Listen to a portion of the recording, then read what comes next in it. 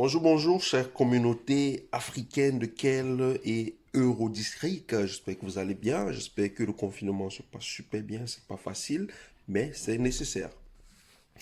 Le confinement est nécessaire pour la contention du virus, hein. C'est très important pour éviter la propagation, pour éviter des nouveaux cas, pour éviter de surcharger les hôpitaux avec des cas urgents. C'est d'abord pour aider le personnel médical qui est en train de faire un travail assez remarquable dans tous les pays, hein. Aucun pays n'est aujourd'hui épargné parce que le coronavirus, l'affaire du Covid-19 est devenue une pandémie, donc une urgence internationale. Alors, comment ça se passe à Kell, dans le milieu où nous vivons, Kell, Strasbourg, Eurodistrict, Ortenau? Il est à noter que ce qu'on appelle les Notaufnahmen sont complètement fermés à Kell, donc ils ne reçoivent plus de patients. L'hôpital de Kell ne reçoit plus de patients en ce moment.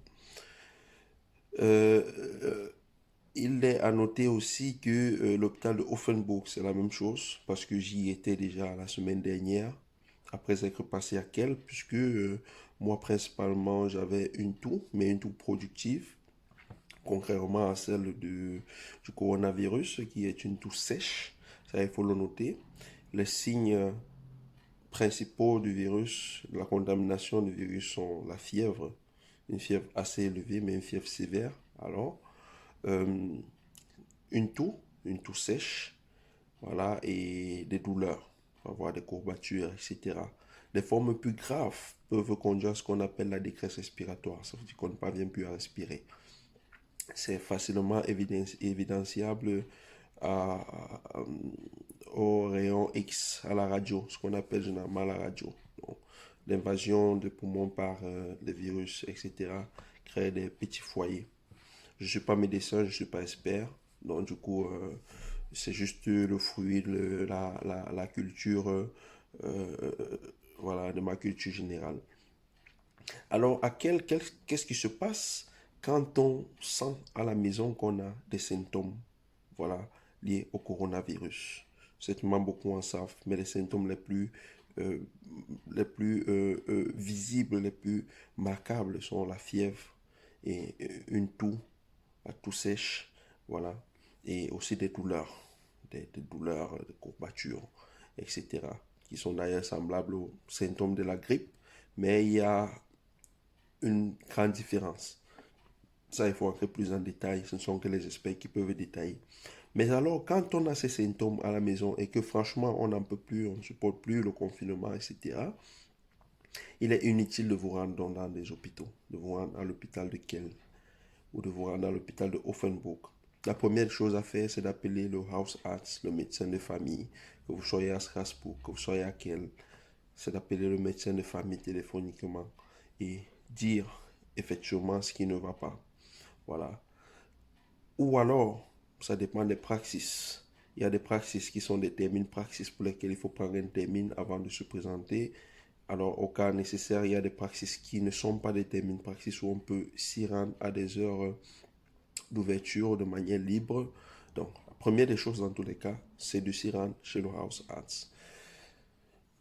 Deuxièmement, si le bureau du House Arts est fermé, ou alors si on se retrouve le week-end, comme aujourd'hui, ce samedi, dans la zone de Kell et Lortenau, il est prévu un numéro qui a toujours existé dans tous les cas. C'est le numéro du Bereitschaft Arts, c'est-à-dire le Not Arts, qui peut arriver, à tout moment chez vous avec son équipe, avec généralement une infirmière. Donc, comment faire pour appeler le Bereitschaft Arts?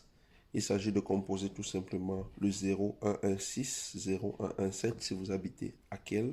C'est très important. Et là, vous serez reçu, il y aura une personne qui va prendre le téléphone, qui va vous demander quels sont les symptômes que vous avez, etc., etc., et va vous envoyer le médecin.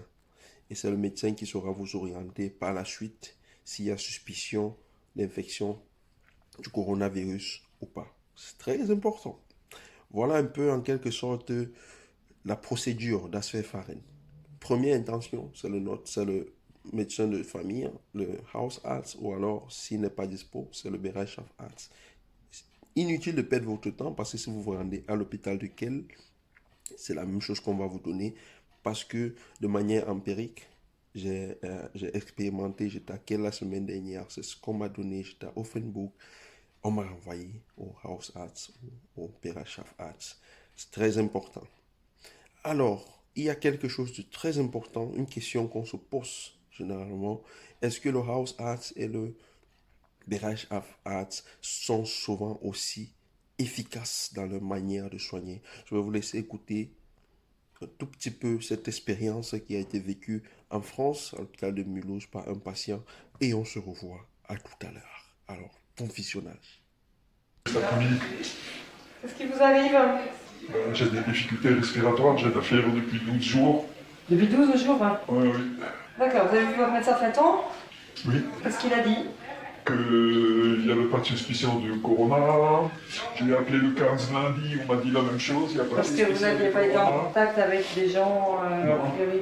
Mais ça marche plus. Il a besoin d'oxygène, il a de la fièvre, j'ai quelque chose à l'auscultation. Donc c'est un patient qui est forcément à risque de Covid-19. Attention votre bras, monsieur, rentrez le bras. Embouteillage dans les couloirs. Soignants débordés. Chaque soir ici, la pression se fait plus forte. Quand je vois la situation ce soir, je me dis qu'il n'y a pas de raison que demain ça soit mieux. Et chaque fois c'est un petit peu plus. Et voilà, notre structure arrive un petit peu au bout de ce qu'elle est capable d'absorber. Donc demain, il faudra essayer d'anticiper ce qui pourra se passer dans la nuit prochaine. Aux urgences, à mesure Nous voici de retour. Certainement, vous avez bien écouté ce témoignage. C'est très important. Le monsieur s'est rendu chez... Il avait la toux, il avait tous ses symptômes. Il s'est rendu chez le médecin traitant qui lui a dit non, vous n'étiez pas en contact avec les gens qui avaient le coronavirus. Vous n'étiez pas dans une zone foyer comme l'Italie. Alors, parfait. Vous êtes en bonne santé. C'est juste une petite grippe, une grippe passagère, etc. pour vous réconforter. Et voilà, etc., etc. Et vous, c'est vous qui êtes à la maison. Vous êtes là, vous avez toujours la fièvre qui persiste, vous toussez, vous ne parvenez pas à dormir, vous avez des courbatures, c'est dur. Alors, dans ce cas, que faire? C'est très important. Moi, je conseillerais beaucoup plus d'embêter le médecin de famille. Hein. Il faut s'y rendre, il faut s'y rendre, il faut s'y rendre quand vous vous sentez pas bien. Aujourd'hui, voilà, ces prescriptions de ministère de la Santé, de l'OMS qui dit, bon voilà, quand un patient arrive, etc., il faut d'abord voir s'il vient d'une zone foyer comme l'Italie, la Chine, ou alors s'il est en contact, mais ça ne tient plus. Le médecin même, dans la vidéo précédente, a dit, bah, ça marche plus, ça ne marche plus, ça. Donc, aujourd'hui, on peut être allé au supermarché, on peut avoir pris le Einkaufswagen et la personne qui était là avant nous a toussé certainement, a utilisé le Einkaufswagen, a utilisé ses mains, etc., qui n'ont pas été lavées. Et nous, on revient immédiatement dans les minutes qui suivent. On touche ce Einkaufswagen, on va faire nos achats tranquillement, on met le nez, les mains dans le nez, la bouche, on touche la famille, etc. Et c'est comme ça qu'on se fait contaminer. Parce que, eh oui, les surfaces, le coronavirus, il reste sur des surfaces qu'il faut désinfecter. Que ce soit le téléphone, que ce soit la table, que ce soit les cuillères, que ce soit les surfaces dans tous les cas restent contaminées. On peut ne pas avoir été en contact donc avec quelqu'un qui a eu le coronavirus, mais avoir touché des surfaces qui ont été contaminées. Donc, voilà. Dans ce cas, si les symptômes persistent et que le médecin traitant vous a dit, bah, alors, voilà, c'est à la maison, je vous donne 5 jours, je vous donne 5 jours de maladie, ça va aller, on vous donne des petits trucs là, comme on m'a donné à Kiel. Bon, par la grâce de Dieu, ça va nettement mieux, etc. Et même si c'était parce que là, je sais pas, tout le monde tousse, tout le monde a les écoulements de nez, etc. Personne ne sait s'il a une simple grippe ou alors le coronavirus, parce que ça fait ce que ça fait dans les cœurs, c'est que ça fait peur. Même quand c'est pas le coronavirus, quels que soient les cas, ça fait comme trembler. On se dit, voilà, est-ce que, pas peur pour nous, mais peur parce que on se dit, est-ce que, voilà, le médecin nous dit, on va bien, on continue de tousser, est-ce qu'on n'est pas un danger pour notre famille, est-ce qu'on n'est pas un danger? C'est très important. Donc, malheureusement, nous ne sommes pas dans une zone, la zone haute nord n'est pas une zone par exemple comme le Singapour. Si vous voyez l'expérience du Singapour, si vous voyez l'expérience de Taïwan, par exemple, où on fait dépister la population de manière volontaire, dont les gens se font dépister de manière volontaire, voilà, etc., qui viennent se rendre, et puis on fait juste un prélèvement, et puis là, sur 24 heures, on vous dit, bon, vous êtes contaminé, restez à la maison, ou alors... Mais la plupart des gens ne savent même pas s'ils sont contaminés. Ceux qui sont même en santé ne savent pas s'ils sont contaminés. Les choses ont été claires. Le coronavirus, les enfants, par exemple, ils restent des potentiels foyers parce qu'ils contiennent le coronavirus, mais ils restent asymptomatiques pour la plupart. Ils ne font pas de maladie, ils ne font pas de tout, ils ne font pas de fièvre, etc. Donc, il y a des gens qui sont contaminés, quitte à savoir, question à se poser, quitte à se poser des questions si effectivement les chiffres qu'on nous donne sont des chiffres exacts. Mais le conseil principal aujourd'hui, si les symptômes persistent, c'est de persister à aller chez le médecin traitant, c'est de persister à appeler le BRHAF et dire voilà, les symptômes persistent, on n'en peut plus. Voilà, faites-nous faire un test, ce coronavirus, c'est pas le coronavirus. Là, on sait au moins si on peut rester au moins tranquille. Voilà, on peut rester serein. Alors, ici, on va aller par la suite. On va se tourner vers un spécialiste qui est le médecin, qui est le professeur Gilles Poiloux, qui va nous donner des informations sur le coronavirus, sur comment s'y prendre quand on est contaminé. Il va nous donner un certain nombre de conseils en 6 étapes. C'est très important. Écoutez le professeur Gilles Poiloux en France et vous revenez. C'est une vidéo tirée de la page brute que des milliers de Français suivent. Alors, bonne écoute, Africain desquels. À tout à l'heure. On a déjà commencé à annoncer qu'on serait probablement sur au moins 6 semaines, ce qui va être long. Non, le seul point commun avec la grippe, c'est sa survenue en période hivernale et le mode de transmission qui est essentiellement respiratoire, gouttelettes et contact. C'est le seul point commun. Ce n'est pas une grippette parce que les formes cliniques sont différentes, parce que la mortalité est plus sévère, parce que les gens qui sont en réanimation ne sont pas obligés d'avoir plus de 75 ans et la transmissibilité est plus importante. Et ce qu'on appelle le R0, c'est-à-dire le nombre de personnes qui sont contaminées à partir d'une personne. Ce coronavirus, c'est probablement 3, c'est-à-dire que chaque personne qui a le coronavirus, y compris et contrairement à la grippe avec très peu de symptômes, peut contaminer 3 autres personnes.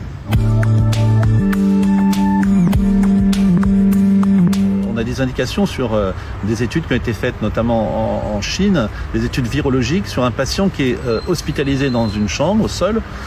On sait qu'en 24 heures, toutes les surfaces, c'est-à-dire sa table de nuit, les poignées de porte, la barre du lit, toutes ces surfaces sont contaminées. Donc ça, c'est le premier niveau d'information. Donc une très haute contamination qui est une contamination à la fois gouttelette et à la fois lui-même par ce qui touche et par manu porté. Donc ça, c'est la première chose. La deuxième chose, c'est qu'il y a une question qui revient de manière récurrente avec des réponses qui sont différentes d'un expert à l'autre.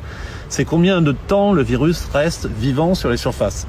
Alors, c'est sûr que c'est pas quelques minutes. C'est sûr que alors après, on peut trouver au bout de 4 heures, par exemple, on peut trouver 4 heures, même certains disent 12 heures, le virus présent. Ce qu'on ne sait pas, c'est si au bout de 12 heures, ce qu'on trouve par une technique qu'on appelle le PCR, qui est une technique d'amplification du génome du virus, on ne sait pas si ce qu'on trouve est infectieux. Mais bon, la prudence est de mise, et c'est pour ça que j'ai insisté sur tout ce qui est nettoyage, bio-nettoyage. Il y a plein de produits qui marchent de bio-nettoyage des surfaces, y compris de ces engins-là, smartphones et autres.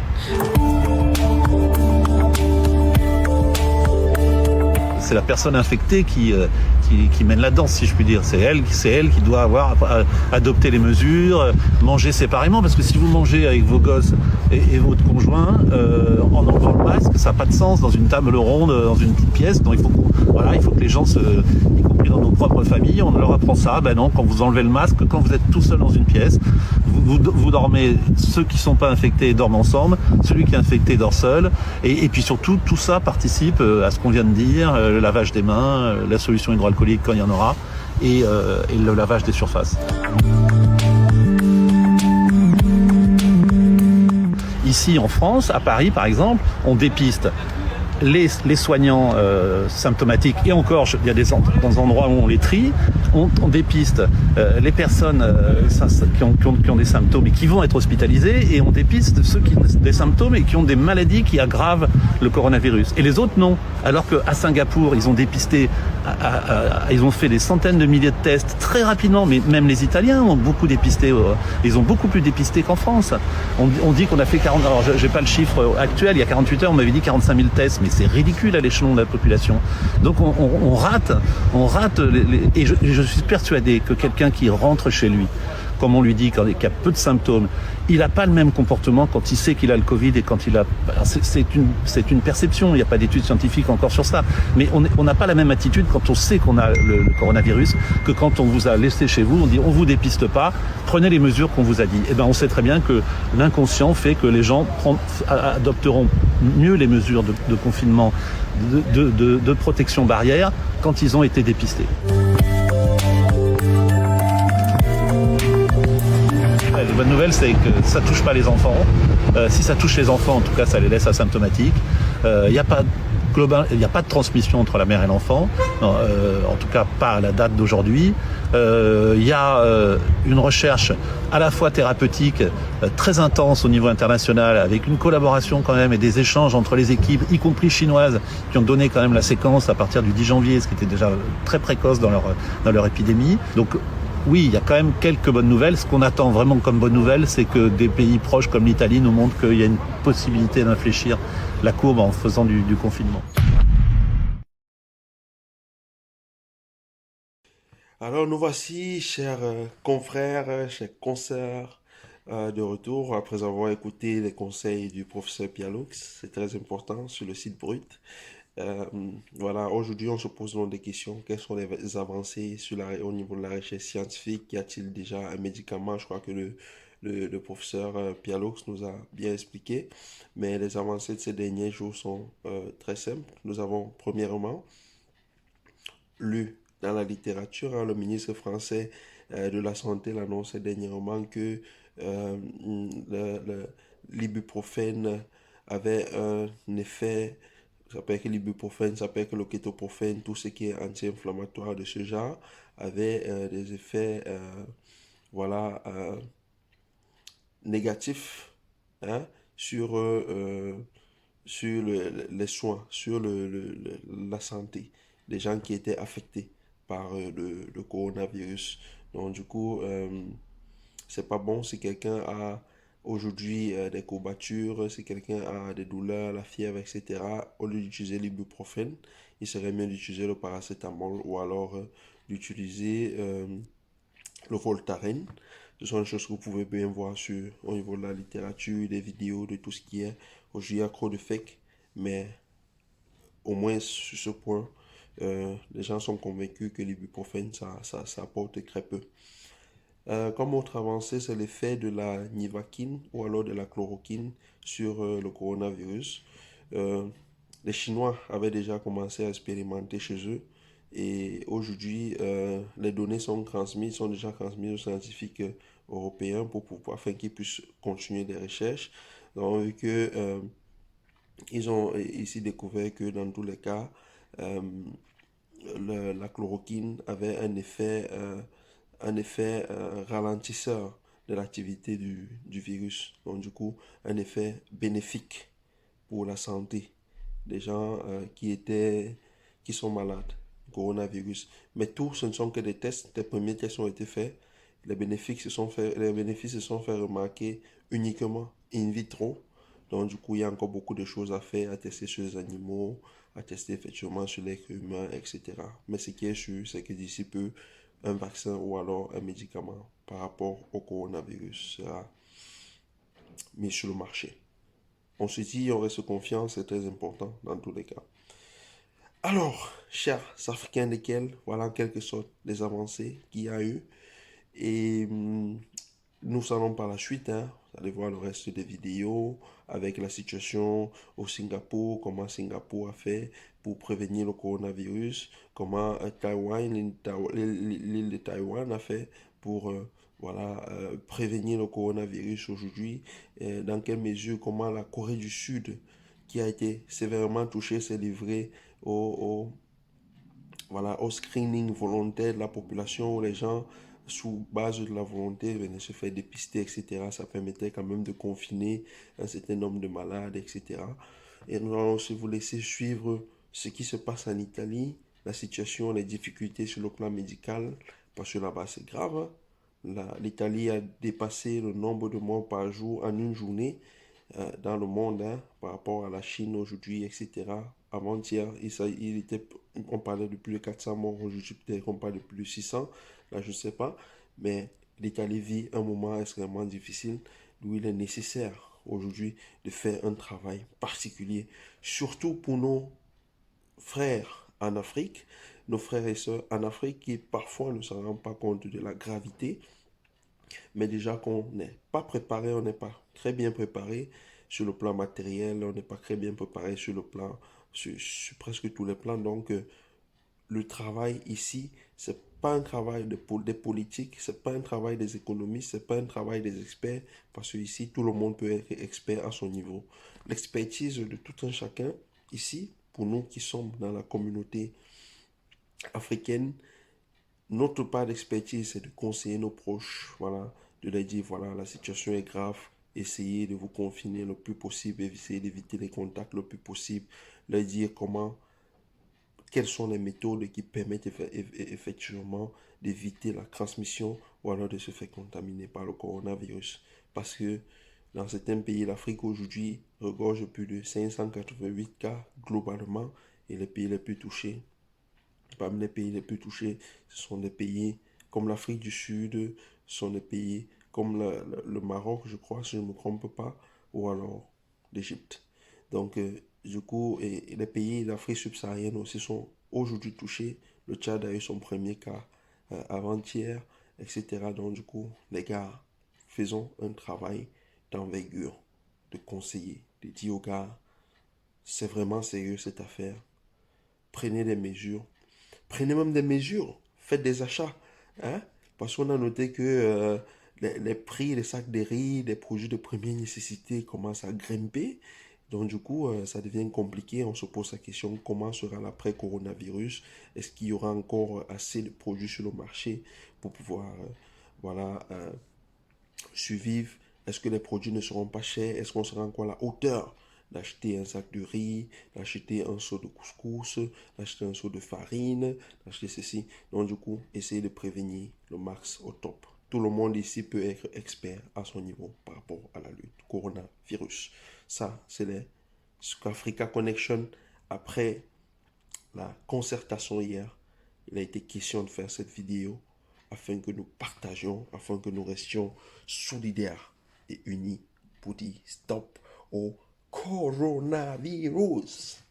Merci d'avoir suivi. Bon confinement, beaucoup de courage. À nous revoir dans les prochaines éditions, dans les prochaines séances Africa Connection que nous allons organiser de manière tempestive après la disparition du coronavirus. Portez-vous bien. Sur ce, bon week-end. Ce reportage est fort parce qu'il montre le désarroi et aussi le choc psychologique subi par le personnel médical. In realtà noi la vediamo morire, questo ci fa morire anche noi. Non sono solo anziani, ci sono anche persone giovani e anche le persone relativamente giovani possono andare male. Tout d'un coup, ce sont plus des chiffres, ce sont plus des petites bulles sur une carte, c'est des vies. Ho ricoverato il primo paziente del nostro ospedale il 21 di febbraio. E cosa sapevo? Sapevo quello che sapevano tutti fino a quel momento. Dopo il terzo paziente abbiamo capito che non era quello che tutti pensavamo, cioè non era una banale influenza. Le spectacle est épouvantable. Les malades sont allongés sur le ventre. On n'entend ici que le son des électrocardiogrammes.